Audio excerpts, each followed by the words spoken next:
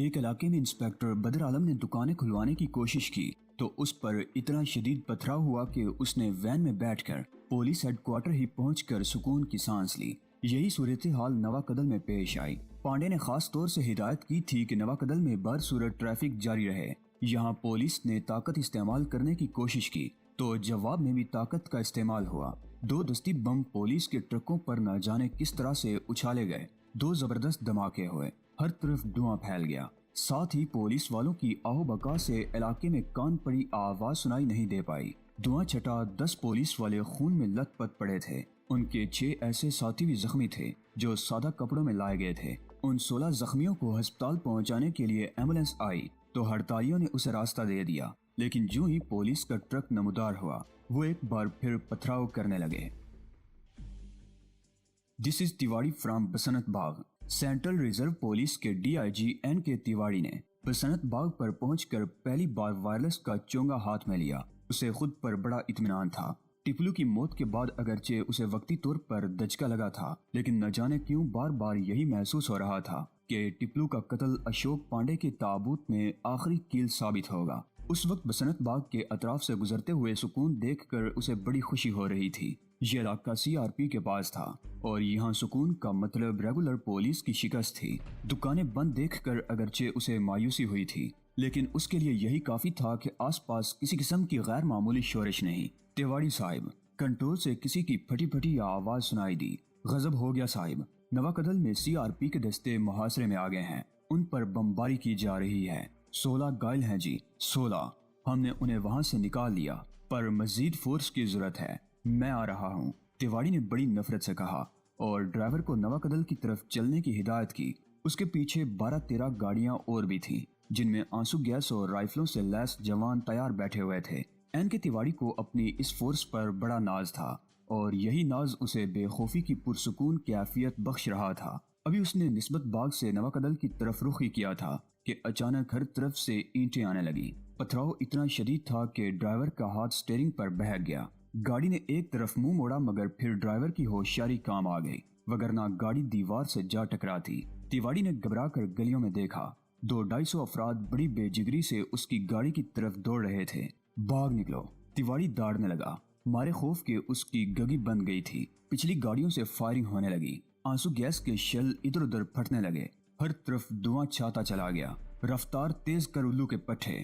C R P کے deputy inspector general نے چلانے کی کوشش کی مگر اس وقت اس کی آواز پالا مارے ہوئے پلے کی طرح ہی نکل سکی۔ وہ کانپ رہا تھا، یوں جیسے اسے جاڑا لگ رہا ہو۔ آنسو گیس کے دھوئیں سے بچنے کے لیے لوگوں نے گیلے رومال اور گیلے کپڑے سروں پر ڈال لیے۔ کئی نوجوان زخمی ہو چکے تھے مگر بہت سے پرجوش نوجوان رومال سے آنکھیں صاف کرتے ہوئے تیواڑی کی گاڑی کے ساتھ ساتھ دوڑ لگا رہے تھے۔ گاڑی کی رفتار ڈرائیور نے دھوئیں کی وجہ سے کم کر لی تھی۔ اس وقت جگہ جگہ آنسو گیس کے غبار اٹھنے لگے تھے۔ حالات بہت خراب تھے۔ موت تیواڑی سے محض چند قدم دور تھی۔ اچانک ہی ایک پتھر اس کھڑکی کی آہنی جالی پر لگا جس کے ساتھ تیواڑی بیٹھا ہوا تھا۔ گولی چلا دو صاحب، اس بار ڈرائیور چلایا تھا۔ اس کی آواز سن کر ہی تیواڑی کو ہوش آیا۔ اس نے ریوالور نکال کر جالی کے سوراخ سے فائرنگ شروع کر دی۔ دوڑتے ہوئے نوجوانوں کی ٹولی بکھر سی گئی، ان کی رفتار کم ہونے لگی اور پھر تیواڑی ان کے محاصرے سے نکل آیا۔ اس نے عقب نما میں دیکھا، کئی نوجوان سڑک پر تڑپ رہے تھے، انہیں گولی لگی تھی۔ ہے بھگوان! ڈی آئی جی کے چہرے پر پسینے کی بوندیں لرزنے لگیں۔ آج اسے پہلی بار یہ احساس ہوا تھا کہ کشمیری نوجوان کتنے بے خوف ہیں۔ وہ دل میں اپنی جان بچ جانے پر بھگوان کا شکریہ ادا کرنے لگا۔ کیا ہوا؟ ارے بول، کیا لایا ہے تو؟ اشوک پانڈے نے پان کی پیک گلدان میں تھوکتے ہوئے مدیم رام سے پوچھا، جس کا سرخ و سفید چہرہ دہشت سے پیلا پڑ چکا تھا۔ اب بک بھی دے سور، کیا ہوا؟ وہ تیواڑی صاحب پر 200 ہتھیاروں نے گات لگا کر حملہ کیا ہے مہاراج۔ اچھا تو پھر کیا ہوا رے؟ پانڈے کی آنکھیں چمکنے لگی۔ اب کہاں ہے وہ ڈپٹی انسپیکٹر؟ وہ بچ نکلے، اب نیو سیکریٹریٹ کی طرف جا رہے ہیں۔ باغ نکلا نا گدے کا بچہ، پانڈے نے دونوں ہاتھ لہرا کر کہا۔ کتنے مارے اس نے؟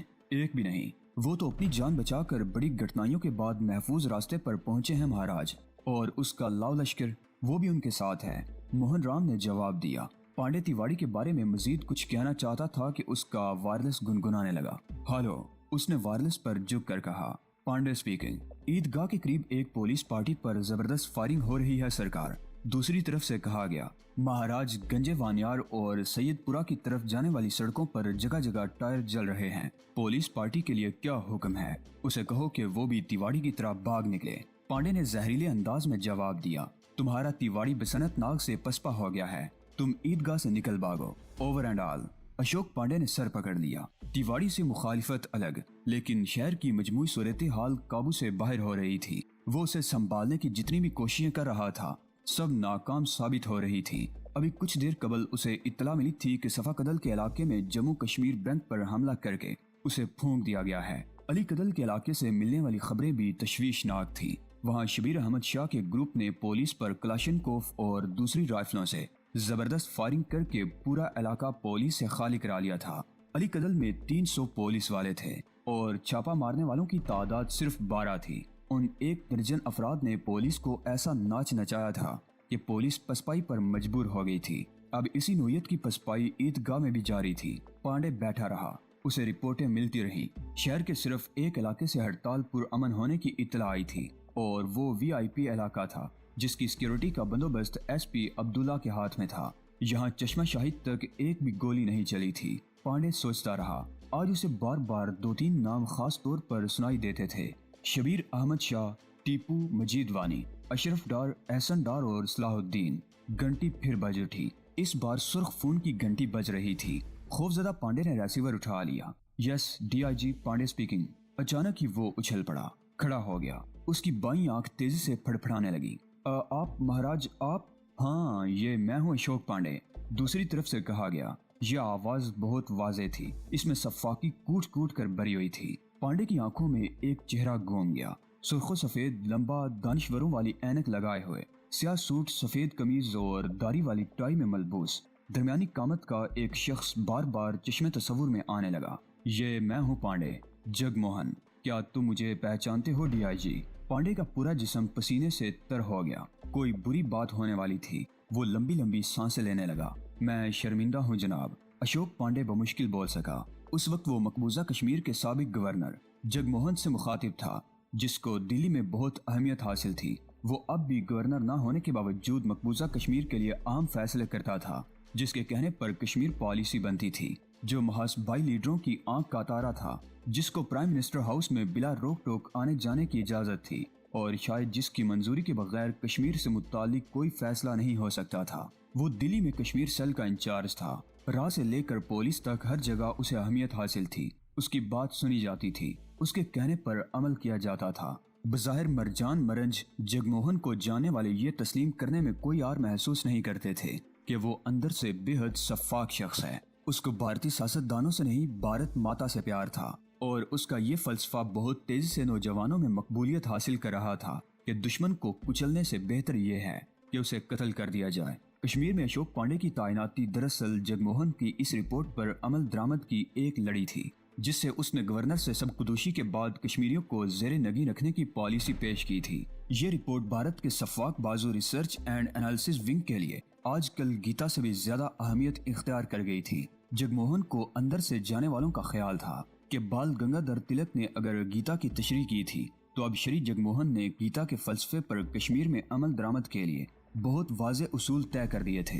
लोग जगमोहन को गीता का अर्जुन नहीं, कृष्ण कहते थे। एक अजलास में जब किसी अफसर ने यह तजवीज़ पेश की थी कि कश्मीरियों के दिल फतह किए जाएं, जिस्म नहीं, तो यही जगमोहन था जिसने उस ऑफिसर को लताड़ कर रख दिया था। उसने कहा था, हे अर्जुन, इस नाजुक मौका पर तेरे मन में ये गलत ख्याल कहाँ से आ गया जिसकी तरफ आला इंसानों ने कभी तवज्जो नहीं दी और जो जलील हालत को पहुँचाने वाला और बदनामी का बायस है। हे पार्थ, ऐसा नामर्द ना बन, ये तेरी शान नहीं, दिल की कमजोरी को छोड़ और खड़ा हो जा। तू जंग कर। जो शख्स समझता है कि आत्मा मारती है या आत्मा मारी जाती है, उसको सच्चा ज्ञान हासिल नहीं होता। किसी को कत्ल कर देना कोई बुरी बात नहीं। कश्मीर की जंग स्वर्ग का दरवाजा है। ऐसा मौका खुशकिस्मत कश्तियों ही को मिलता है। लिहाजा अगर हम राम राज के कयाम के लिए जंग नहीं करेंगे तो अपने धर्म और शोहरत को बर्बाद करके पाप जमा करेंगे। अशोक पांडे को जगमोहन की ये तकरीर बहुत अच्छी तरह याद थी, क्योंकि उस अहम अजलास में वो खुद भी मौजूद था। उसका हलक सूख गया, प्यास से तड़कने लगा। आखिर उसने बमुश्किल कहा, मैं एक बार फिर शर्मिंदगी का इजहार करता हूँ मालिक। किस बात पर शर्मिंदगी? दूसरी तरफ से पूछा गया। کشمیر میں ورودی گروپوں کو نشٹ کرنے میں ناکامی پر سرکار۔ پانڈے نے جواب دیا، مجھے اپنا وہ وچن اچھی طرح یاد ہے کہ میں کشمیر کی دھرتی سے بھارت ماتا کے خلاف اٹھنے والی ہر للکار کا گلا گھونٹ دوں گا، پر میں بھی کیا کروں سرکار، کشمیر حکومت نے ابھی تک مجھے ہاتھ کھولنے کی اجازت نہیں دی ہے، پھر میری زبان مت کھلواؤ پانڈے۔ ٹپلو کی موت کے بعد تم بھی وادی میں ہندو مسلم فساد نہیں کرا سکے، چھی چھی چھی، کتنا اچھا موقع تھا تمہارے پاس۔ میں کیا کروں مہاراج، لگتا ہے یہاں کسی کو کوئی مانتا ہی نہیں، پانڈے نے بلبلا کر جواب دیا۔ تیواڑی نے الگ حکومت بنا رکھی ہے، گورنر کی لائن الگ ہے اور وزیر اعلیٰ اپنی چلاتا ہے۔ ٹپلو کے قتل کے بعد ہم نے ہندو مسلم فساد کرانے کی سر توڑ کوشش کر ڈالی، پر مسجدوں سے اعلان ہونے لگے کہ مسلمان پنڈتوں کی جان و مال کی رکشا کریں، ایسے میں ہم کیا کر سکتے ہیں، خودکشی۔ دوسری طرف سے دو ٹوک جواب دیا گیا، تم چلو بھر پانی میں ڈوب کر آتما ہتیا کر لیتے اشوک پانڈے، کیا تم اپنے پتا جی کے قول کا پالن بھی نہیں کرو گے، جنہوں نے کہا تھا کہ راکشسوں کو ایسی مار مارو کہ انہیں کوئی جائے پناہ نہیں مل سکے اور سب چر پھٹ کر اکٹھے موت کے منہ میں چلے جائیں۔ میں نے اپنی سی بہت کوشش کی لیکن یہ کشمیری بہت سورما بن گئے ہیں۔ پانڈے اب واضح طور پر اعترافی شکست کر رہا تھا۔ خیر چھوڑو، تمہارے بارے میں فیصلہ پھر کبھی ہوگا، یہ کہو کہ آج کی کیا خبر ہے، ہڑتال کیسی ہے؟ ہم نے ہدایت کے مطابق ہڑتال ناکام بنانے کی کوشش کی تھی، لیکن اسی کوشش میں تشدد شروع ہو گیا اور اب ہماری کوشش یہ ہے کہ ہڑتال پر امن رہے۔ تم امن کی بات کر رہے ہو؟ دوسری طرف سے آواز سنائی دی، لہجے میں حقارت کے سوا کچھ نہ تھا۔ جی مہاراج، کیونکہ کشمیریوں کے تیور بگڑ گئے ہیں، وہ گولی کا جواب گولی سے دے رہے ہیں، ایسی صورت میں بہتر یہی تھا کہ ہم تشدد کی راہ اختیار نہ کریں، لعنت ہو تم پر۔ ہیلو ہیلو، پانڈے چلاتا رہا، لیکن دوسری طرف سے رابطہ منقطع کیا جا چکا تھا۔ وہ کرسی پر ڈیر ہو گیا۔ اسی وقت وائرلیس سے آواز دوبارہ آنے لگی، وہ بہت بڑا جلوس نکال رہے ہیں سر، بہت بڑا، عورتوں کا جلوس الگ ہے، مردوں کا الگ، پر عورتوں کے جلوس کی حفاظت مرد کر رہے ہیں، وہ مسلح ہیں، ان کی آنکھوں میں خون اترا ہوا ہے۔ میرے لیے کیا حکم ہے؟ صرف یہ کہ تیواڑی جو حکم دے اس پر عمل مت کرنا۔ پانڈے نے کچھ ایسے کہا جیسے وہ گہری نیند سے بیدار ہوا ہو۔ جگموہن کے لفظوں، جملوں اور لہجے نے اسے روشنی سے دکھا دی تھی اور نہ جانے کیوں اسے ایسا لگ رہا تھا جیسے جگموہن کشمیر کو کشمیریوں کا مقتل بنانے پر تلا ہوا ہے۔ اس وقت اسے اپنی مربی سے شدید نفرت محسوس ہوئی تھی اور یوں محسوس ہوا تھا جیسے وہ خود گٹر کے غلیظ پانی میں ڈبکیاں لگا رہا ہو۔ غیظ بھرے نعروں سے فضا گونج رہی تھی۔ یہ جلوس بہت بڑا تھا، دور دور تک سر ہی سر نظر آ رہے تھے۔ لال چوک سے لال منڈی اور پھر آگے یوتھ ہاسٹل تک انسانوں کا سیلاب رواں دواں تھا۔ امر سنگھ کالج کے صدر دروازے پر اعجاز ڈار شہید کی بہت بڑی تصویر آویزاں تھی، جس کے چاروں طرف لوگ جمع تھے۔ قبرستان کی طرف عورتوں کا مارچ ہو رہا تھا، جس کی حفاظت کے لیے مسلح ٹولیاں موجود تھیں۔ یہی وجہ تھی کہ پولیس کے دستے ابھی تک اس جلوس کو منتشر کرنے کے لیے آگے بڑھنے کی ہمت نہیں کر رہے تھے۔ ان خواتین کے ہاتھوں میں پھول تھے جو وہ شہید کے مزار پر چڑھانے کے لیے لے جا رہی تھی۔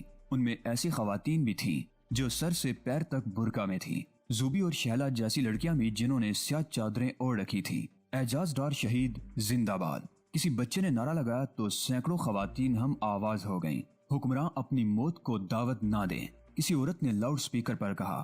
یہ خاتون سب سے آگے والی جیپ میں تھی جس پر اعجاز ڈار کے اتنے پوسٹر چپکے ہوئے تھے کہ اس کا رنگ تک چھپ گیا تھا۔ این اسی وقت نوجوانوں کی ایک ٹولی نے چنار باغ کے قریب تھانے میں چند ایسے لڑکوں کو دیکھا جن کی آنکھوں پر پٹی بندھی ہوئی تھی، ہاتھوں میں ہتکڑیاں تھیں اور جنہیں پولیس ابھی کچھ دیر قبل ڈل گیٹ سے گرفتار کر کے لائی تھی۔ جلد ہی تصدیق ہو گئی کہ ان نوجوانوں کی تعداد 13 ہے۔ محض 1 گھنٹے بعد اس ٹولی نے ایک بڑے جلوس کی شکل اختیار کر لی اور اب یہ جلوس فتح قدل گروپ کی سرکردگی میں تھانے کی طرف بڑھ رہا تھا۔ اسیروں کو رہا کرو، چنار باغ سے یہ نعرہ گونجا اور دور دور تک گونجتا چلا گیا۔ اکہرے بدن کا ایک نوجوان سب سے آگے تھا، اس کے ہاتھ میں ڈنڈا اس طرح جول رہا تھا جیسے وہ کلاشن کوف ہو۔ چیختا چلاتا ہجوم، شور و غل، زبردست نعروں اور پولیس کے خلاف آوازوں کے جلوس میں تھانے کی طرف بڑھتا رہا۔ تھانے میں موجود تمام قیدیوں کو رہا کر دیا جائے ورنہ ہم حملہ کر دیں گے، اکہرے بدن والے نوجوان نے میگا فون پر وارننگ دی۔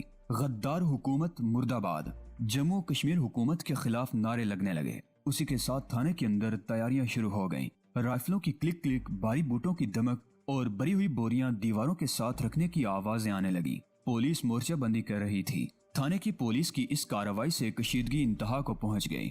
पुरजोश नौजवान बोरियों के पीछे मोर्चे संभालने वाली नफरी को देखकर कुछ देर के लिए चुप हो गए, लेकिन जो ही उन्होंने थाने की छत पर मशीन गन नस्ब होते देखी तो नफरत की एक संगीन लहर ने उन्हें बेकाबू कर दिया। लाठी गोली की सरकार नहीं चलेगी, नहीं चलेगी। फारूक का जो यार है, गद्दार है। गिरती हुई दीवारों को एक धक्का और दो। दिल्ली दरबार के कुत्ते ठा। इन नारों ने रुके हुए जुलूस में एक नया जज्बा पैदा कर दिया। थाने में कैद नौजवानों को बचाओ। फतह कदल के ग्रुप लीडर ने चिल्लाकर कहा, अगर उनके पास मशीन गन है, बंदूकें और राइफलें हैं तो हमारी रगों में भी बहादुरों का लहू दौड़ रहा है। नौजवान थाने के गेट से कुछ ही दूर थे कि अचानक अकब में सायरन की आवाज सुनकर चौंक उठे। उनमें से बेशतर ने पत्थर उठा लिए थे।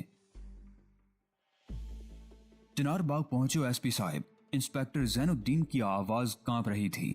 वो वायरलेस पर अब्दुल्ला साहिब से मुखातिब था और इतना हरासा था कि उसने एसपी से गुफ्तगू के आदाब तक बुला दिए थे। 200-300 नौजवानों का एक जुलूस थाने पर हमले के लिए बढ़ रहा है।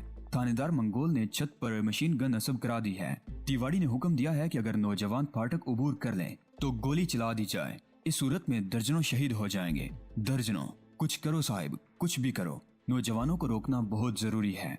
मैं अभी आया। एसपी अब्दुल्ला की पेशानी पर पसीने की बूंदें लरजने लगी। वो खुद भी खौफजदा हो गए थे।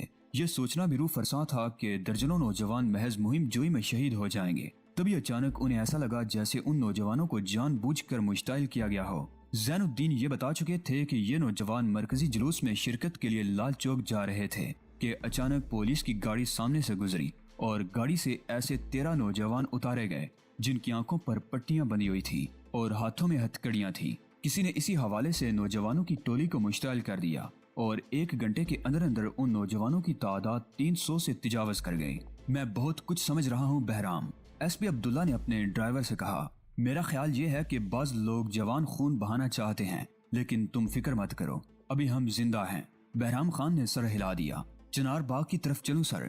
बिस्मिल्लाह। एसपी ने ये कहते हुए वायरलेस संभाल लिया। उनके पीछे मजीद 2 मोबाइल थी जिनमें सवार तमाम जवान उनके अपने मुंतखब करदा थे। Hello, this is SP Abdullah. Hello Chinar Bagh, Abdullah speaking. Are you reading me? मंगोराम sir, over. दूसरी तरफ से थानेदार मंगोराम उर्फ मंगोल की मखसूस बारीक सी आवाज सुनाई दी। पोजीशन, सैकड़ों मुसल्लह लड़के हम पर हमले के लिए आ रहे हैं सर, पर हम भी तैयार हैं। You will hold your fire मंगोराम, SP Abdullah ने बहुत सख्त लहजे में कहा। पर वो क्यों महाराज? मंगोराम ने तंजिया अंदाज में पूछा। वो हमको मारने आ रहे हैं और हम गोली भी ना चलाएं। तुम गोली नहीं चलाओगे मंगोराम? एसपी अब्दुल्ला ने ड्राइवर को गाड़ी की रफ्तार तेज करने का इशारा करते हुए बहुत बाएतमाद लहजे में जवाब दिया। अगर तुमने एक भी गोली चलाई तो मैं जाती तौर पर कत्ले अमद का मुकदमा तैयार करके पेश करूंगा।